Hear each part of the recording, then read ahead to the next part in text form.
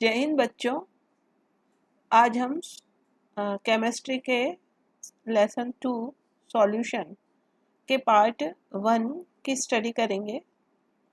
इसमें हम इस पार्ट में डिफरेंट टाइप्स ऑफ सॉल्यूशंस देखेंगे कि कितने प्रकार के सॉल्यूशंस होते हैं और सॉल्यूशन के कंसंट्रेशन को एक्सप्रेस करने के तरीके के बारे में भी देखेंगे कि किस तरह से। ये आपने पहले पिछले साल क्लास 11th में भी पढ़ चुके हैं, कंसंट्रेशन एक्सप्रेस करने के जो तरीके होते हैं। तो सबसे पहले हम देखें सॉल्यूशन की डेफिनेशन। तो मिक्सचर सॉल्यूशन एक प्रकार का मिक्सचर होता है। ये जो सॉलिड, लिक्विड और गैस फेजेस हम पढ़ चुके हैं, उसमें से कोई भी दो फेजेस को यदि हम आपस में मिक्स कर दें और उनका यदि होमोजीनियस मिक्सचर बने तो वो सॉल्यूशन कहलाता है। तो सॉल्यूशन की डेफिनेशन हम यूँ दे सकते हैं कि solutions are homogeneous mixture of 2 or more than 2 non reacting substances. इसमें जो सब्सटेंसेस होते हैं सॉल्यूशन में, उनमें आपस में रिएक्शन नहीं होनी चाहिए, कोई भी केमिकल रिएक्शन, केवल वो मिक्सचर बनना चाहिए, कंपाउंड नहीं बनना चाहिए, तब वो कहलाता है सॉल्यूशन। सॉल्यूशन, ट्रू सॉल्यूशन जो होता है वो होमोजीनस ही होता है।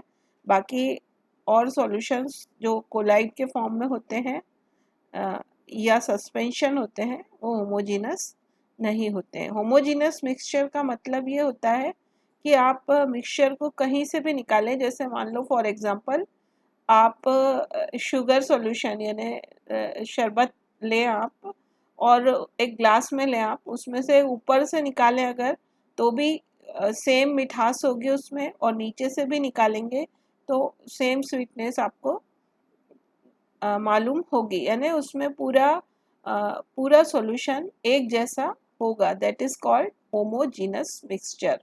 अब ये मिक्सचर जो होते हैं, यदि उसमें मिक्सचर में 2 पार्ट्स हैं तो that is called binary solution. यदि जैसे मान लो हमने वाटर और शुगर इनको मिक्स किया तो ये बाइनरी हो। मान लो उसमें हमने साल्ट भी मिला दिया तो वो टर्नरी हो गया, और भी कुछ चीज़ें मिलाते जाएंगे तो इस तरह से सॉल्यूशन बदलता जाएगा। तो इस पार्ट में या इस चैप्टर में हम केवल बाइनरी सॉल्यूशंस का ही स्टडी करेंगे। तो सॉल्यूशन जो होता है उसके जो 2 पार्ट होंगे, तो मेन पार्ट जो कि ज़्यादा अमाउंट में या मोर अमाउंट में होता है, ज़्यादा मात्रा में होता है, that is called solvent. And the amount the part which is lesser in amount या कम मात्रा में होता है, that is called solute. Solvent and solute on mixing become solution. ये देखिए यहाँ पर ये जो है ये ब्लू पार्ट जो दिख रहा है यहाँ पे, ये सॉल्वेंट, और ये जो पार्टिकल्स दिखाई दे रहे हैं आपको कम मात्रा में, ये हैं सॉल्यूट के पार्टिकल्स। तो यदि शुगर सॉल्यूशन की बात करें हम, तो उसमें वाटर जो होगा वो सॉल्वेंट का काम करता है और शक्कर जो होगी वो सॉल्यूट पार्टिकल्स सॉल्यूट होते हैं। दिखाई नहीं देते पार्टिकल्स, ये डायग्राम में इस तरह से शो किया है। अब हम देखेंगे यहाँ पर कि डिफरेंट टाइप्स ऑफ सॉल्यूशंस जो होते हैं वो डिफरेंट फेजेस पे डिपेंड करेंगे। Solid, liquid and gas, 3 phases जो होती हैं सॉलिड, लिक्विड, गैस, उन पर डिपेंड करेगा। यदि सॉल्वेंट गैसियस है, अधिक मात्रा में यदि गैस है यानी कि सॉल्वेंट गैस है, तो that solution is called gaseous solution. और तो गैसियस सॉल्यूशन फिर 3 टाइप्स के हो जाएंगे, gas in gas, liquid in gas और सॉलिड इन गैस। तो गैस इन गैस का एग्जांपल जो हो जाएगा एयर, जो है हमारे चारों तरफ एटमॉस्फेयर में डिफरेंट टाइप्स की जो एयर्स होती हैं, गैसेस होती हैं, उनका जो मिक्सचर होता है वो एयर में होता है। इसी तरह से लिक्विड इन गैस का एग्जांपल हो जाएगा कि chloroform mixed with nitrogen gas, ये एक प्रकार का लिक्विड इन गैस का एग्जांपल हो जाएगा। या हमारे आसपास ह्यूमिडिटी होती है जो एटमॉस्फेयर में, ये भी एक एयर के अंदर वाटर ड्रॉपलेट्स का मिक्सचर होता है। अगला होता है सॉलिड इन गैस। तो उसमें जब कपूर यदि हम खुला छोड़ देते हैं और वो उड़ता है तो जो हवा में कपूर का मिक्सचर जो होता है वो इस एक तरह से सॉलिड इन गैस मिक्सचर हो जाएगा, या आयोडीन वेपर्स इन एयर, ये भी एक प्रकार का सॉलिड इन गैस सॉल्यूशन होगा। अगला सॉल्यूशन होता है लिक्विड सॉल्यूशन। लिक्विड सॉल्यूशन में जो लिक्विड पार्ट है वो ज़्यादा मात्रा में होगा, यानी सॉल्वेंट जो होगा वो लिक्विड होगा, और सॉल्यूट या तो गैस होगी या लिक्विड होगा या सॉलिड होगा। तो gas in liquid, liquid in liquid और सॉलिड इन लिक्विड। तो गैस इन लिक्विड का एग्जाम्पल जो है नदियों में, तालाबों में, या और भी पानी जो होता है उसमें ऑक्सीजन डिजॉल्व होती है, और इसी ऑक्सीजन के कारण जो एक्वेटिक एनिमल्स होते हैं वो सरवाइव करते हैं। इसी तरह से सोडा वाटर की बोतल में भी गैस, लिक्विड में गैस डिजॉल्व होती है। अब अगला एग्जांपल हम देखें, लिक्विड इन लिक्विड में अल्कोहल और वाटर का मिक्सचर बनाया जाता है, या मिल्क वाटर, इस तरह से ये लिक्विड इन लिक्विड के एग्जांपल होते हैं। सॉलिड इन लिक्विड के बहुत सारे एग्जांपल आप सभी लोग जानते हैं, glucose dissolve in water, sugar, salt वगैरह यदि पानी में घोल दिए जाएं तो ये एक प्रकार के सॉलिड इन लिक्विड के एग्जांपल हो सकते हैं। अगला है सॉलिड सॉल्यूशन। सॉलिड सॉल्यूशन में सॉल्वेंट क्या होगा? सॉलिड होगा, सॉलिड ज़्यादा मात्रा में होगा। अब ये देखें कि गैस इन सॉलिड, तो कई गैसें होती हैं जो सॉलिड पे एड्जॉर्ब हो जाती हैं। फॉर एग्जांपल पैलेडियम के ऊपर हाइड्रोजन जो है एड्जॉर्ब हो जाती है, कई प्रकार के कैटेलाइजर का काम भी करती है हाइड्रोजिनेशन में। और इसी तरह से एड्जॉर्ब गैसेस ऑन सॉलिड, ये जो होता है एग्जांपल, ये है solid solution, solid in gas in solid. अगला है लिक्विड इन सॉलिड, मतलब सॉलिड ज़्यादा मात्रा में और लिक्विड कम मात्रा में। इसमें जो सोडियम मेटल है अगर ये सॉलिड है और इसका मरकरी, मरकरी लिक्विड मेटल होती है, इन दोनों का एक मिक्सचर तैयार किया जाता है, तो ये मरकरी के साथ में जो भी मिक्सचर होता है वो अमलगम कहलाता है। तो ये है सोडियम मरकरी का अमलगम। अगला है सॉलिड इन सॉलिड सॉल्यूशन। तो ये जो है, मान लो जो गोल्ड के ऑर्नामेंट्स बनाए जाते हैं जब, उसमें कॉपर मिक्स करके ही बनाए जाते हैं, तो ये जो कॉपर और गोल्ड का मिक्सचर होगा ये भी एक प्रकार का सॉलिड इन सॉलिड सॉल्यूशन का एग्जांपल होगा। इसके अलावा डिफरेंट एलॉयज जो होते हैं और ब्रॉस, कांसा वगैरह, ये सारे सॉलिड इन सॉलिड के एग्जांपल होंगे। अब अगला हम देखते हैं कि सॉल्यूशन के कंसंट्रेशन को एक्सप्रेस करने के कितने तरीके हो सकते हैं। वैसे ये वाला पार्ट आप लोग 11th क्लास के फर्स्ट चैप्टर में भी पढ़ चुके थे, लेकिन वहाँ पर आप बहुत डेप्थ में नहीं पढ़ा होगा, इसलिए इसको इस चैप्टर में फिर से रिवाइज किया गया 12th क्लास में, क्योंकि ये बहुत इम्पोर्टेंट पार्ट होता है और इससे न्यूमेरिकल्स बहुत सारे इस पर पूछे जाते हैं इससे आधारित।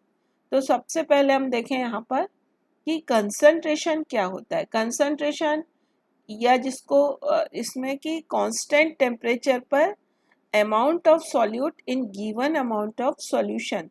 सॉल्यूशन का एक फिक्स अमाउंट है, मान लो कि 100 ml है या 1 लीटर है, उसमें कितना अमाउंट सॉल्यूट का डिसॉल्व हुआ है, तो इसको कहते हैं कंसंट्रेशन।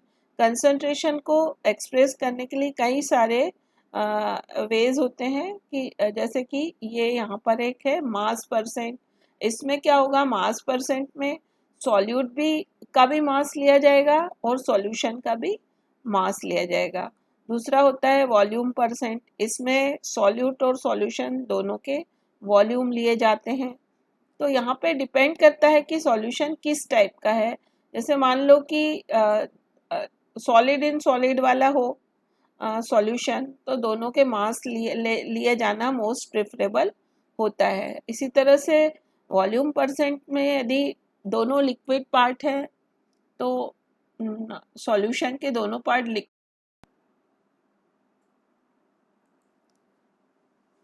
लिक्विड होते हैं अगर, तो वॉल्यूम परसेंट का यूज़ करते हैं। तो इस तरह से हम एक एक करके ये कंसंट्रेशन एक्सप्रेस करने के तरीके देखेंगे। सबसे पहला तरीका ये मास परसेंट। इसमें दोनों चीज़ों के मास दिए हुए होते हैं। तो माना कि कंपोनेंट ए का मास अगर ये है, मान लो कि ये WA, और कंपोनेंट बी का मास जो है वो है WB है। तो इन दोनों के मास से हम मास फ्रैक्शन निकालें, मास फ्रैक्शन ऑफ ए मान लो निकालें, तो ये आएगा WA plus upon WA plus WB, यानी सॉल्यूट का मास और डिनोमिनेटर में आएगा सॉल्यूशन के दोनों पार्ट्स का टोटल WA प्लस WB। इसी तरह से यदि मास परसेंट ऑफ ए निकालना है, ये केवल मास फ्रैक्शन निकाला था हमने, और यदि मास परसेंट निकालना हो तो हम इस पूरे इसमें WA upon WA plus B में इंटू 100 कर देंगे, तो ये हमारा निकलेगा मास फ्रैक्शन। इस पर आधारित कुछ न्यूमेरिकल्स मैंने नीचे दिए हुए हैं, उनको हम हल करेंगे तो और अच्छे से बात समझ में आ जाएगी।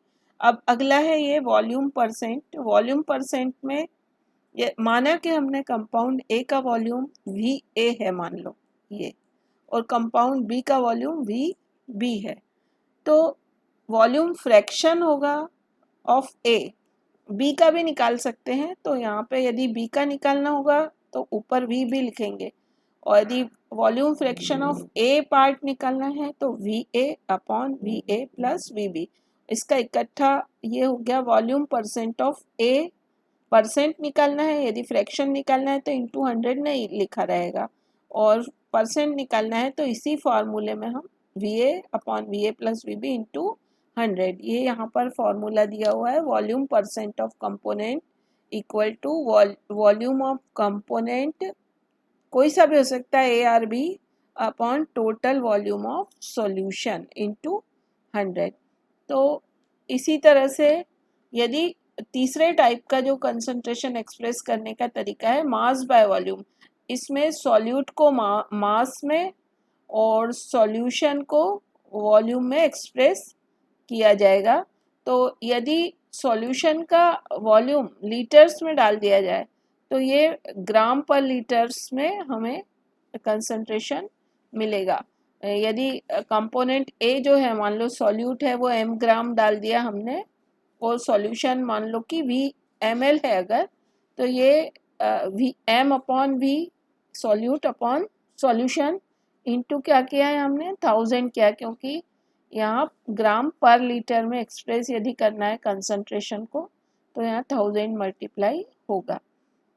यदि परसेंट निकालना होता तो 100 का मल्टीप्लिकेशन होता। अब हम आगे देखें, अगला एक और है पार्ट पर मिलियन।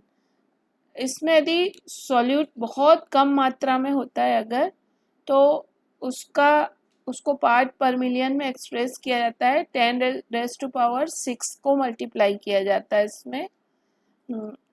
तो इस तरह से ये पार्ट पर मिलियन 3 टाइप के हो जाएंगे फिर से। मास बाय मास का भी होगा, वॉल्यूम बाय वॉल्यूम और मास बाय वॉल्यूम का भी हो सकता है। जैसे यहाँ पर दिया मास बाय मास ppm, तो mass of A mass of solution into 10⁻⁶, यानी यहाँ पर 100 या उसके बजाय यहाँ पे 10⁻⁶ का मल्टीप्लिकेशन किया जाता है पर मिलियन के हिसाब से। अब इसी तरह से वॉल्यूम ppm बाय वॉल्यूम देखना है अगर, तो volume of A upon volume of solution into 10⁻⁶। तो इन पर आधारित कुछ आंकिक प्रश्न न्यूमेरिकल्स जो हमारे यहाँ मैंने यहाँ नीचे लिख के रखे हैं, इसको भी हम देखेंगे। यहाँ पे कुछ ऐसी NCERT की बुक में कुछ ऐसे पार्ट्स हैं जो बहुत यानी बारीक चीज़ें जो हम देखते नहीं हैं, मगर ये कॉम्पिटिटिव एग्जाम्स में पूछी जाती हैं। जैसे ये 35% V/V solution of ethylene glycol used as antifreeze. कारों में इसको एंटीफ्रीज के रूप में उपयोग में लिया जाता है, जहाँ पे कि बहुत ठंडे प्रदेश होते हैं तो कार में जो पानी डाला जाता है कूलिंग के लिए, तो वो ठंडे प्रदेशों में बहुत जल्दी जम जाता है, लेकिन ये इथिलीन ग्लाइकॉल मिलाने से इसका जो फ्रीजिंग पॉइंट है वो -17.6 डिग्री तक डिक्रीज हो जाता है। इसी तरह से अब पहला न्यूमेरिकल जो है वो ये है, find the percentage by mass and mass fraction, यानी कि हमको मास परसेंट निकालना है और mass fraction of aspirin, aspirin एक कंपोनेंट है, in the solution prepared by dissolving 3.65 grams of aspirin in 25.08 grams of water। तो यहाँ पर ये जो है m/m वाला फॉर्मूला लगेगा एक तो, और दो कंपोनेंट्स हैं, एक एस्पिरिन है और एक इसमें वाटर है। m/m यानी कि WA/WA प्लस WB। तो एस्पिरिन को A माने हम, तो एस्पिरिन का वेट कितना है इसमें, एस्पिरिन इज 3.65 ग्राम, 3.65 ग्राम्स, और इसमें वाटर जो दिया हुआ है 25.8, तो अपॉन में आ जाएगा 3.65 प्लस 25.08 ग्राम्स। तो इसका जो हल होगा वो 0.127। अब इसमें ये तो हुआ हमारा, ये निकला ऊपर मास फ्रैक्शन इक्वल टू 0.127। अब हम इसमें मास परसेंट अगर निकालना है तो 100 मल्टीप्लाई करें, mass percent equal to 0.127 into 100 equal to क्या हो जाएगा 12.7%। तो इस तरह से बहुत इजी होती हैं न्यूमेरिकल्स, बस उसको ध्यान से पढ़ने की ज़रूरत होती है।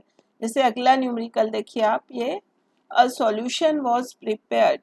अब यहाँ बहुत ध्यान से देखिए, a solution was prepared by adding 125 cubic centimeters of isopropyl alcohol to water until the volume of the solution was 175 cubic centimeters. Find the volume fraction and volume percent. Volume fraction भी निकालना है और volume percent भी। तो यहाँ पर volume वाला formula लगेगा V/V वाला, तो ये क्या हो जाएगा VA/VA plus VB। Volume fraction में इतना ही आएगा और परसेंट में उसमें 100 का गुणा हो जाएगा 100 का। तो ये देखिए आप, वॉल्यूम फ्रैक्शन VA कितना है इसमें 125 अपॉन, अब यहाँ देखिए ये है VA equal to 125 cubic centimetres और VA प्लस VB। यहाँ पर देखिए केवल VB नहीं है, यहाँ पे उन्होंने क्या कहा, वाटर ऐड किया है until the volume of the solution was 175, यानी सॉल्यूट और सॉल्वेंट दोनों मिलके जो वॉल्यूम होगा वो 175। यहाँ ध्यान से इसलिए पढ़ना पड़ता है। तो अब हम यहाँ पे डायरेक्ट लिखेंगे VA प्लस VB की वैल्यू सीधी 175। तो इसका जो हल होगा ये आएगा 0.714। अब इसको वॉल्यूम फ्रैक्शन के बाद यदि हमें वॉल्यूम परसेंट निकालना है, volume percent of isopropyl alcohol equal to